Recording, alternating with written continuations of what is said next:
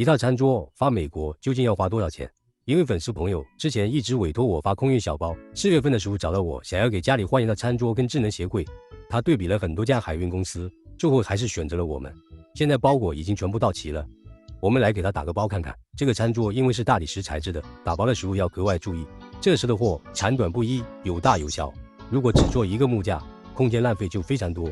我们跟客户商量后，决定做2个木架，这样就能避免更多的体积浪费。打包之前，我们也都会做好防水防潮的处理。像我们这仓储、拍照、核对数量、打包、推荐等都是不收取任何费用的。宝子们在挑选集运公司的时候，一定要问清楚哦。现在经过测量跟称重，实际重量呢是447公斤，体积重量是630公斤。客户的他是在南加州，要求要派送到门，单价呢就是12元每公斤。全部的费用就是7560元。